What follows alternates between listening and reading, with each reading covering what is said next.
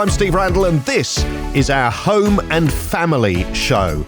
We're talking to two guests today, and in a way there's a link between them. There doesn't have to be necessarily, but there is an obvious link, and you'll get that when I tell you who the guests are. So we're going to be talking shortly to somebody who's really, really good at helping you declutter your home. So, I mean, I look around my home, I look around my home office even, and I just see clutter. Now, for me, that kind of works, particularly for the work side of things. I seem to thrive in a clutter thing. I know where everything is, and it just sort of works for me. But I do know that in the home, there are lots of things that I really don't need, that I could probably get rid of, that other people could make use of, or that I could stick on Vinted or something and sell clothes, or, you know, there's stuff you can just get rid of and you wouldn't even notice. So we're going to be talking about that. And the way it kind of dovetails into the other guest is that sometimes we have to deal with clutter in other people's homes when they have died. And it's Dying Matters Week, so we're going to be talking about that as well. And it's not a morbid, depressing conversation. It is an inevitability. We're all going to die at some point, and sadly, you know, older relatives, not necessarily older relatives, you know, sadly other people will too. And it's one of those things that we may have to deal with. Maybe you're dealing with that, or feeling that you're going to be dealing with that in the near future. And it's one of those topics that nobody wants to talk about, but when you plan things in advance, the horrible situation that you find yourself in, or that your loved ones find themselves in, somehow becomes a little easier because the planning was there, because the wishes were known, because everything's kind of organized already, and it's one less thing to think about at that terrible time that we've all been in, and, you know, sadly will no doubt be in again. So, two guests on the show. I hope you enjoyed the conversations. I hope you get lots out of both of them. Let's talk first of all about Dying Matters. Hello, my name's Patricia Fox. I'm an accountant. I've been running my accountancy business for the last 22 years. Tell us the name of your accountancy business. Figure Fox, because Fox is my name and I work with figures. Now, we're talking about Dying Matters Week. I know this is something which happens across the country, and a lot of organisations are involved in it. How does it work, Patricia, and what is it? So Dying Matters Week is a campaign run by Hospice UK. It's been running for many years, and the whole concept of it is to create an open culture in which we're comfortable talking about death, dying, and grief. Now, it's one of those topics that people don't like to talk about, but as the old thing goes about, you know, death and taxes, they're the only two certainties in life, and we are in very uncertain times in so many aspects of life at the moment. But I suppose the thing to focus on is that because it's an inevitability, making sure that things are planned correctly can not alleviate the pain, but it can certainly mean that there isn't extra levels of pain added on by not having planned. Absolutely. When somebody dies, the first thing that has to happen is the funeral, if you're going down that route. And not knowing what someone's wishes are can add to the stress and strain. Family arguments, they wanted a cremation, no, they wanted a burial. So that adds extra stress and strain to the event that would be the memorial of the person that's died. And then also dealing with the estate, the paperwork, if there are no wills in place, if you haven't said what you want to happen to your family jewellery, that sort of thing, that can cause more arguments and uncertainty at a time when people are grieving, and grieving, losing loved ones is the worst time of your life. And I suppose the problem is exacerbated by conversations that we may have with loved ones while they're alive and, you know, not even contemplating death. They may say, oh, you know, when I'm gone, that's yours. But, those sort of conversations are not binding, are they? And that can lead to all No. kinds of family disputes, arguments, and some of those can get quite tense and quite unpleasant. Absolutely. I do help people with inheritance tax returns. And there was a case recently where a friend of mine's mother died, and she'd promised lots of amounts of money to various family members. But when the will was revealed, nothing was written in there about these legacies. And it caused a lot of stress. My friend, she had to get solicitors involved. These people were threatening her. And as the executor of a will, you are you have the liability. So if it's not all written down clearly and explained to people clearly, this was the case where there was a will. So imagine what it was like if there's no will and people have been promised things and different people have different opinions about things at the time. It just makes so much more sense to have everything written down nice and clearly in the proper manner so that there's no ambiguity and everyone can get on with grieving and dealing with the estate.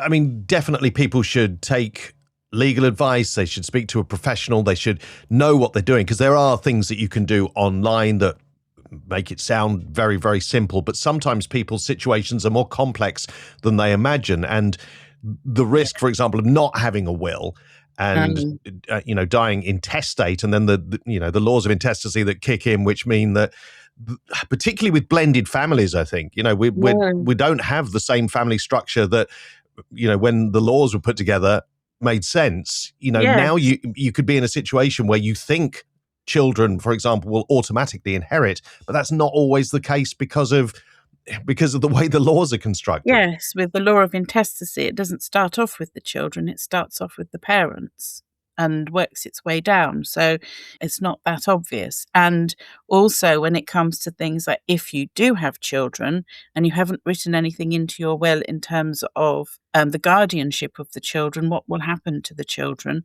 then all sorts of things could happen. An example is my brother, who's hasn't got a will. He's got a 13-year-old daughter, and his ex-wife has got schizophrenia. So there might be complications later on down the line that you have to really think about and plan for and say, right, we need to make sure that the child is looked after. Yeah, and I suppose that the other thing to mention is that this isn't all, because when we talk about wills, people sometimes think, that's for people with lots and lots of money, or they've got, multiple houses or whatever. But even for those who think that they haven't got very much at all in terms of assets, there are other bits of making a will that can be important, because you can put your wishes in there. It doesn't have to be about actual financial stuff all the time there. Yes, and I mean, you don't have to put sort of funeral wishes in a will, but you could choose to put something in writing, a letter of intentions that explains, or a letter of wishes that explains what your wishes are. That's sort of an addendum, shall we call it, to the will. But it makes things clearer for your family and when they're dealing with your estate when you've died, at a time when they can't ask you that question. Yeah, I mean, it can often be one of those things that's left until somebody is in a very poorly state and isn't able to have those conversations.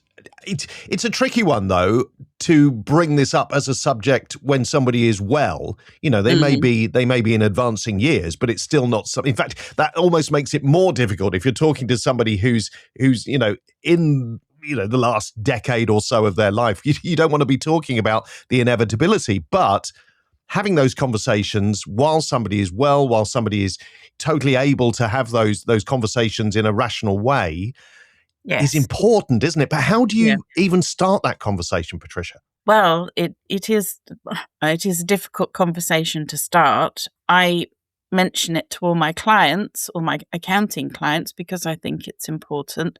You don't have to be old to die. People die at different ages.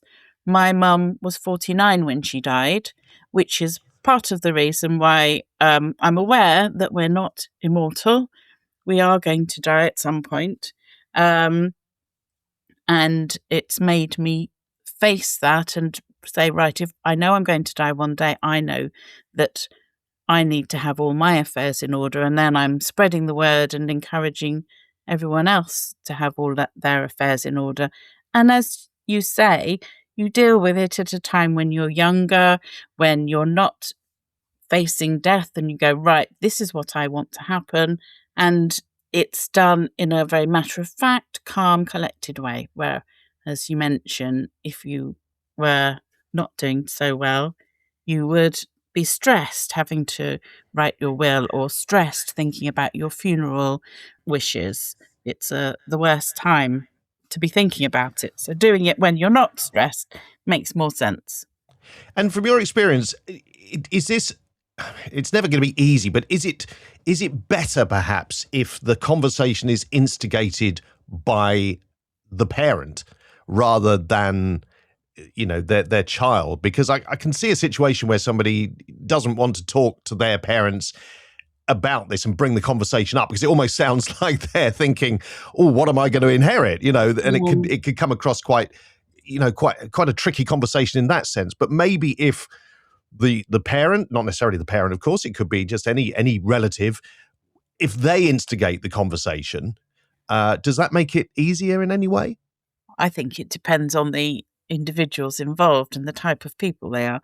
But encouraging a culture of society where people talk more openly about death and dying is obviously what this campaign is about, and something that I'm passionate about myself.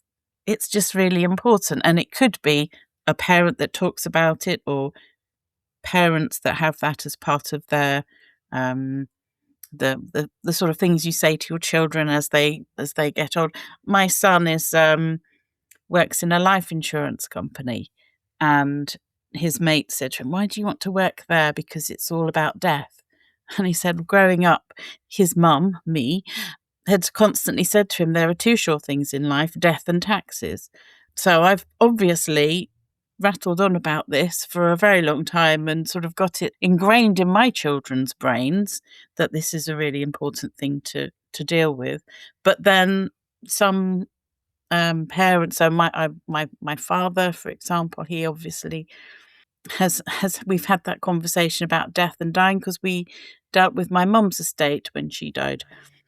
So it's been an open conversation, perhaps more so in my family than it is in your average family. But that's why I want to spread the word. Yeah, and life insurance is an interesting one that you touch on there, because of course, yes, it is about a sad situation, but also it's about life. It's about those who are left behind and how it can support them. So there is a positive, is perhaps the wrong word, but there is an important aspect to that. Now, you're organising an event, aren't you, for Dying Matters Week? Tell us about that. Yes, I'm organising an event at Festival Place on Saturday, the 9th of May. It's in the upper level at Festival Place, just along from where the Apple Store is. And it's running from 11 o'clock till 4 o'clock. There are going to be various different people in there. So I've got a lovely will writer, a funeral celebrant, a lady who's a funeral photographer, another charity that supports families with neurodivergent children dealing about death. And the idea is that the general public's very welcome to come in and talk to all of these different people about the different aspects. And throughout the day, there will be slots where different people will get up and do a little talk about what they're representing, what their business is, and how those can help anybody. I think this is a great idea because, people are in Festival Place, they're doing their shopping, they're doing leisure things. They're maybe not thinking about this, but at the same time, it's an opportunity for them to have that conversation, as we said, not when there's an urgent need, but just to find out some facts. Yeah, just to find out facts and think about it and have it as a thought in your life that it's going to happen. So having everything all nicely planned, so that when it does happen, your loved ones aren't completely lost as to what your wishes are and fighting over the family silver. So this is the 9th of May from 11 until 4? Yes. It's the unit, it's next to the empty paper chase shop. It's currently called the Creative Emporium, and that's being run by Scratch Built theatre, Becky has kindly allowed me to use that unit just for that day. Excellent. Well, look, Patricia, hopefully lots of people will come along. If they can't get along, where can they find out more about Dying Matters, the Dying Matters Week, and the things that you do? Well, I'm posting things on Facebook, and I've obviously got my website for my business, figurefox.co.uk. Yeah, so either on Facebook or on my website. My thanks to Patricia for a great conversation about a difficult conversation that is never going to be easy, but being prepared is the key. And this Saturday then, Festival Place is where you can go and find out more about Dying Matters Week. It's on the top level there, and yeah, just pop in and there will be lots of people there to help, including Patricia herself. We're talking about decluttering your home. Are you a hoarder? Are you planning to do a bit of spring cleaning? Do you need some professional help? We'll talk about all of that and more in just a moment, but first a word about our sponsor. We're really grateful to IncuHive, who have given us a huge amount of support in launching About Basingstoke. And if you're running a business in the Basingstoke area, they can do the same for you. They've just opened a new location at Hound Mills, Brunel House, Stevenson Road in Basingstoke, and they have dedicated offices, they have desk space, and crucially, they have amazing business support. They have run recently a programme with Basingstoke and Dean Borough Council to help support businesses, and they're going to be doing that a lot over the next few years as well. So if you want to find out more, go to incuhive.co.uk and speak to George and the team there. You'll find them very, very helpful. incuhive.co.uk, now open at Hound Mills in Basingstoke. You've been thinking about launching a podcast, and it's a great way to promote your business. But where do you start? You have so many questions. What equipment do you need? How long should an episode be? How do you get listed on Spotify? About Basingstoke is the answer. We're professional audio producers with decades of experience. We can advise you on your podcasting strategy, record your episodes, or show you how to do it yourself, get you listed on all the major platforms, and help you understand audience building and ways to turn listeners into leads. Find out more at aboutbasingstoke.com/podcasts. Oh, and if you think you have to do video because who listens to audio these days? Well, you're listening to this, aren't you? Get professional podcast advice and production. Visit aboutbasingstoke.com/podcasts.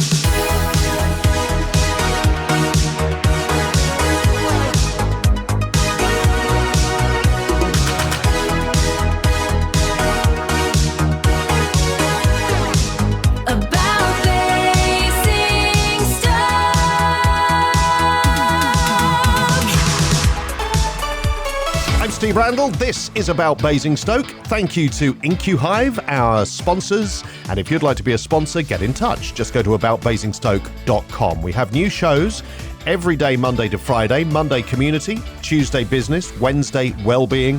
Thursday, it's Home and Family. And Friday, it's Leisure. You'll find all our shows as podcasts. Just search on your favourite podcast app or go to YouTube and check out our channel.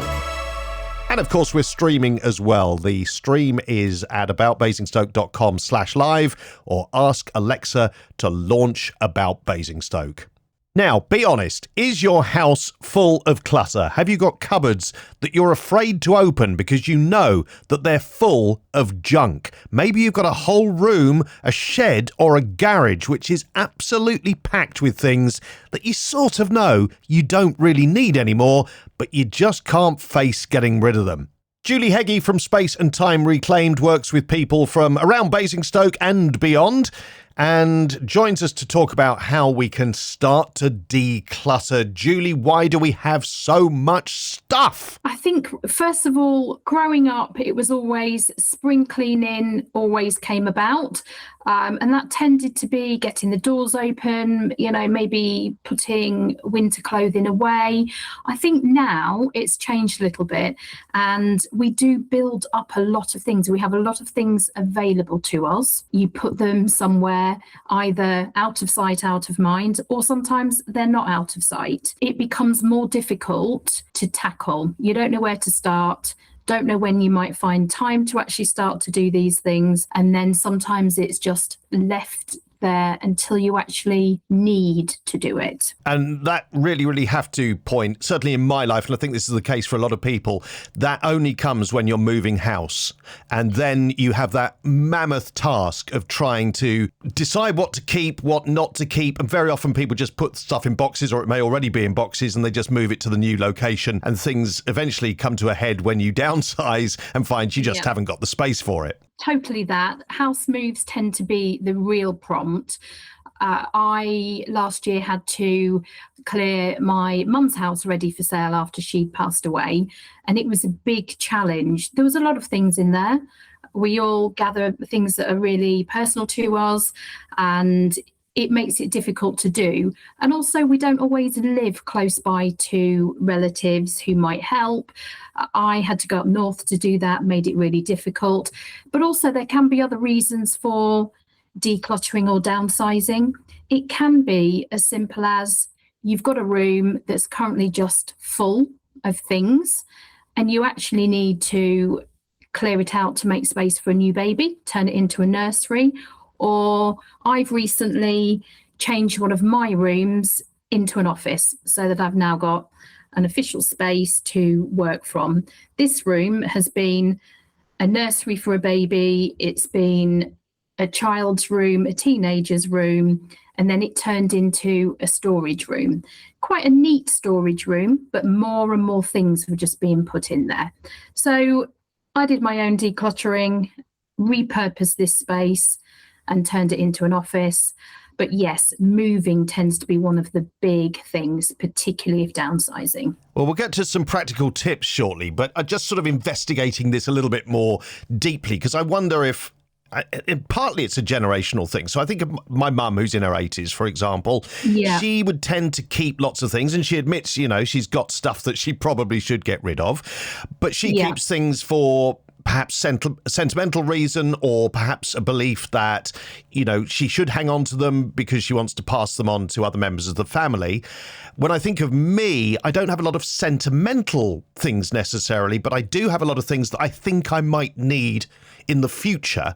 But what happens is I end up with so much clutter that even when I do need those things in the future, I've either forgotten that I've got them, or I don't know where they are. You don't know where they are. And that can actually be just a drawer. We all have a drawer in the kitchen that's got everything in it. And when you then want to go and find something, you might have to root around there in the hope that you did actually put it in there. So that's one small area. But as you say, a lot of older people, they've built up all of these things and they associate a lot of memories with them. Sometimes it's things that have been probably really good quality, but perhaps are just not what family members are going to need or want down the line. So it is trying to help people to start to look at those things rather than it being a big issue, particularly with older parents, older family members that might not physically be able to do it, or just find that capacity to actually make a start. And if you can try and look into it, get family members to help, that's great. It doesn't just have to be that things have to be thrown away. They can be sorted out with family members, with someone like myself, turn it into different things that might be useful and that what people might want in the future. Now, the future is an interesting one because we've seen with the younger generation where they've become interested in things that were sort of pre-digital. So there's an interest now in sort of analog things. Board games, for example, have seen a comeback in recent years. Now, if we were talking 10 years ago and we had a load of board games, we might think, there's not going to be any interest in that now. Let's get rid of them. And yet, a decade on and things come back into focus again. So how do you help people decide what might still be worth hanging on to for the future? It can be space. So you've got to look at it from a practical point of view. I do have quite a bit of experience of selling things. Always like to try and sell things if I'm not going to reuse them again. Do some research. Look online for the things that are starting to possibly trend again. Like you say, board games are a big thing. Certain clothes as well, vintage clothing can be another one that younger people might actually love to go through someone's wardrobe, see what they might use, or recycle, turn into other garments, change it all around a little bit. So it's about looking at your situation, I think. You might find that you just have to get rid of certain things because you don't have the space or because you don't think other people want them. But there are lots of ways you can then prioritize the ones that you would like to keep. So have some form of storage organization, have piles of things that you want to either recycle or look into selling. Yeah, I like that. I like those sort of strategies. I've heard various ones about, going through and deciding for clothes, for example, deciding which ones realistically you're going to wear in the next 6 months, ones that you have worn or haven't worn in the last 6 months, and then, make that decision about what you do with it, whether you give it away to somebody, whether you give it to charity, whether you sell it on one of the various sites you can do. So there's all kinds of options, aren't there? There are lots of options. There's a lot of selling sites now. I use most of them. And for example, if I've changed a room around, it's quite nice to sell some of the bits that you don't need. And actually, even a small amount of money makes you feel productive. And you've not only made a little bit of money from perhaps selling some of your things that could go towards redecorating or could actually go to buying you some practical storage that suits your needs this time around. It also, for me, I look at the space that I've actually then cleared and appreciate the fact that I've cleared 2 bin bags worth of clothing that's either gone to charity or I've sold it and brought some money back into the house. And I really like what you said about kind of getting family members maybe involved in looking through things now, because the tragedy is, and, sorry to hear about your situation, with your mum, we go through that situation where, a parent or a grandparent maybe passes away and then people see what's there. And those people may have held on to things because they wanted to pass them on, but they never got to see the people they passed it on to having the pleasure from them. Whereas if you did that now, then you might see somebody wearing a coat that you thought they'll like that one day. Well, yeah, maybe that day's today. Completely agree. We knew, myself and my sister knew that there were things in the house that we would like to go through. As I say, I lived over 200 miles away, working full time, didn't get to go up to visit very often. My mum would come down here, but it had changed a little bit in recent years. When myself and my sister were going through things in the house, I can honestly say we have had the biggest laugh. The biggest kind of memory reminders of things that had happened when we were younger. Some things were really funny, some little notes that had been kept, we didn't know why, but it actually made us sit down and have conversations. And I know that my mum would have liked us to do that. And we did actually then bring away with us the things that were really important. We both had the opportunity to do that. So I think it is something that if you have got time to do it with a parent, it's really helpful. Yeah. And I appreciate that people don't always have the time to do that. No, but what magical memories you can make by doing that. That's fantastic. Now, somebody may be listening to this and looking around and thinking, I have so much stuff. Where do I even start? Because sometimes those tasks do just feel totally overwhelming, so easier to leave it. What would be one practical tip just to get started? Where to start is one of the biggest barriers. I've recently just done a paperwork sort out for someone who just had a box of paperwork. It wasn't huge, but it was important information.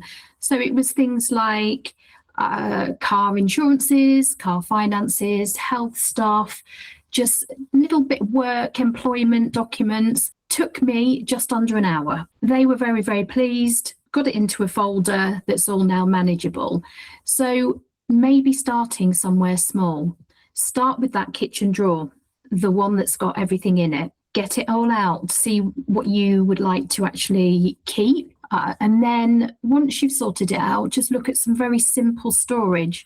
For example, kitchen drawers often have things like batteries in. I've bought a little battery storage box, keeps them safe, you know where they are, and it's gone back into that same drawer, but it's organised. So start with something really small. If you've got a room that's just got a couple of cupboards that have got those board games in, other bits and pieces, try and do that. Put an hour or two aside first of all, and then you might feel more encouraged, more productive and ready and able to do a little bit more next time round.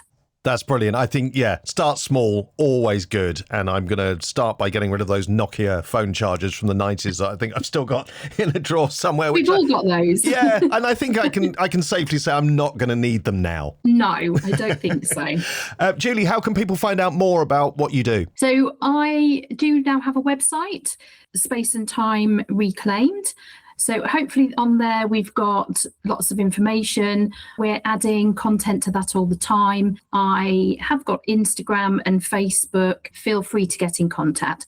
Thanks to Julie for a very interesting conversation and some great tips on decluttering.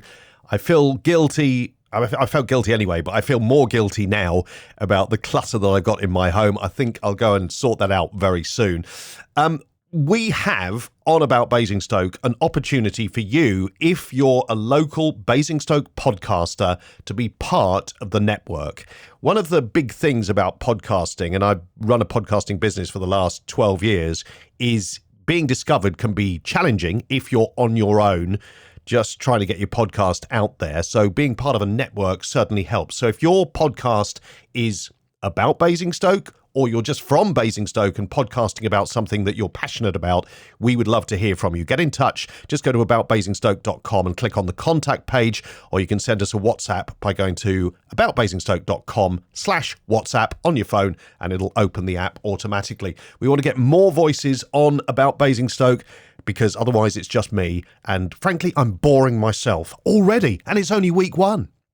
So your voice needs to be on here too. And if you're not a podcaster, but you think you could be, and when I say you think you could be, that's simply because you've got something to talk about, a passion that you want to share with others. You don't have to have media experience. You don't have to be somebody who's done any radio or podcasting before. If you'd like to find out more, we're going to do some training to help people become podcasters in Basingstoke. So again, get in touch, aboutbasingstoke.com, go to the contact page and get in touch. Promote your event for free. If you're organising a charity or community event, or run regular events, meetings or classes in the local area, then tell us about it so we can get the word out. Just visit aboutbasingstoke.com/event, fill in the form and leave the rest to us. Or why not follow up with a voice message on WhatsApp and get your voice on our podcasts and radio station? Promote your event for free at aboutbasingstoke.com.